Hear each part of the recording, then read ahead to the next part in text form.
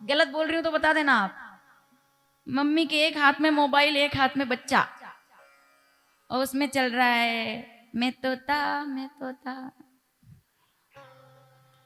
कालू मदारी आया। असली बात है। कालू मदारी आया, हाथी राजा कहाँ चले, सूंड उठाकर कहाँ चले, चल रहा है मोबाइल में।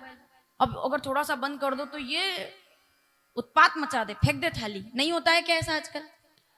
और किसकी वजह से हुआ है? ईमानदारी से अब मान लो इस बात को आप, किसकी वजह से हुआ? क्या वो बच्चा जन्म लेते ही मोबाइल लेकर आया था? क्या वो बच्चा हाथ में मोबाइल पकड़े हुए था? क्या वो बच्चा मुट्ठी में मोबाइल बांध के लाया था? क्या है ना, मुट्ठी बांधी उसने, लेकिन उसमें क्या सिम कार्ड थी, मोबाइल था, कीपैड लेकर आया था? नहीं। किसने दिया मोबाइल? आपने दिया मोबाइल, क्योंकि आप व्यस्त थे और आपको लगा कि बच्चे को कैसे गपलाएं, कैसे बहलाएं, तो आपने उसकी जिद पूरी करने के लिए मोबाइल उसके हाथ में दे दिया। आपने केवल मोबाइल हाथ में नहीं दिया है, आपने आपका भविष्य उसके हाथों में दे दिया है। क्योंकि जो बच्चा अगर नहीं कर रहा है भोजन, क्या होगा 2 दिन में, क्या हो जाएगा 3 दिन में? मत खाने दो, मत खाने दो। मैं तो कहती हूँ कड़क निर्णय करो, अनुशासन लाओ वापस से। क्या हो जाता है? इतना इतना अंधा मोह नहीं होना चाहिए। ये चौपाई है रामचरितमानस में, बिना प्रमाण के कोई शब्द बोलूंगी नहीं मैं। रामचरितमानस उत्तरकांड 120 दोहा 15वीं चौपाई। मैं शुरू करती हूँ, पीछे तक के बैठे लोग पूरा करेंगे। ये क्यों हो रहा है? क्यों हो रहा है ऐसा? क्योंकि मोह सकल व्याधिन कर मूला, और जही ते पुनि उपजई बहु सूला। आप अपने लिए कांटे खड़े कर रहे हो और तो कुछ नहीं, उसकी जिद पूरी करके। मत करो ये। नहीं खाए कोई बात नहीं बेटा, देर से खा लेना, मोबाइल तो नहीं देंगे तुझे। हमने दिया, हमने उसको समझाया, हमारे पास समय नहीं था।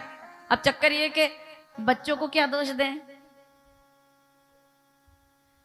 कई बार ऐसा होता है, बच्चा इधर टंगा रहता बेचारा और माता जी स्वयं, वो भी तो बड़े शहरों में देख लो आप, ये हालत है।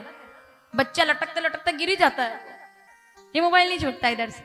सवाल ये थोड़ी है कि मोबाइल होना चाहिए कि नहीं, ये तो बहुत छोटी बातें हैं।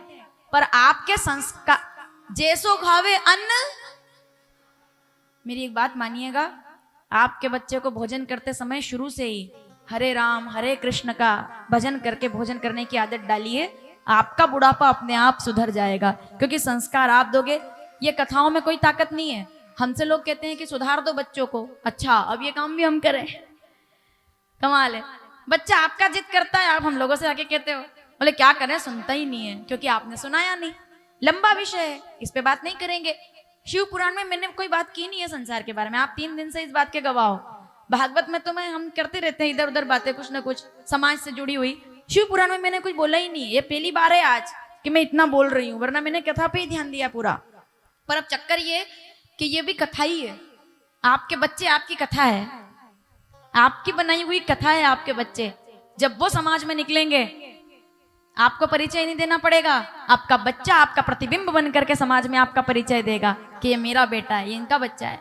इसके लिए जरूरी है संस्कार, बहुत जरूरी, और ये आप कर सकते हो। अच्छी आदत डाली, पर वो कब डालेंगे आदत?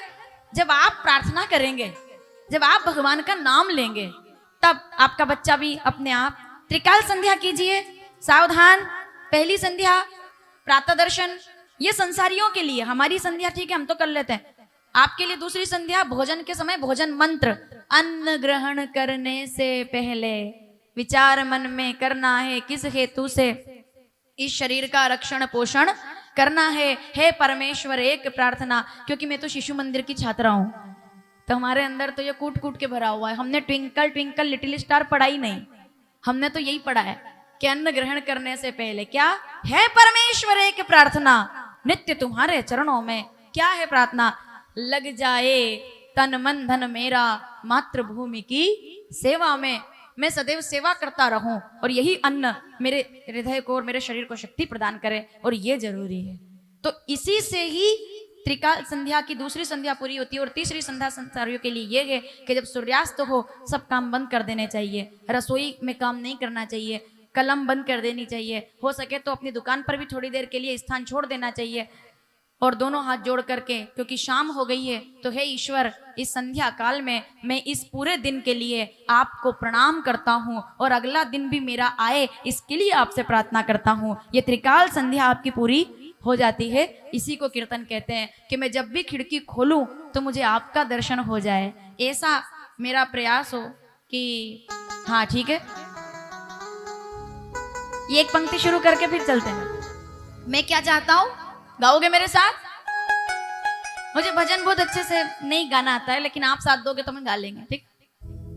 जब होगी आरती तेरी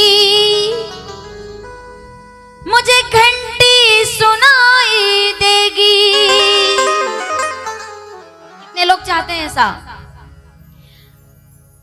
जब होगी आरती तेरी, त्रिकाल संध्या संध्या, मुझे घंटी सुनाई देगी। मुझे रोज सवेरे तेरी ये सूरत दिखाई देगी। मेरे घर के आगे शाम तेरा एक मंदिर बन जाए और मैं क्या करूं?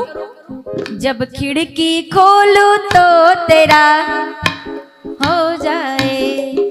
जब खिड़की खोलूं तो तेरा,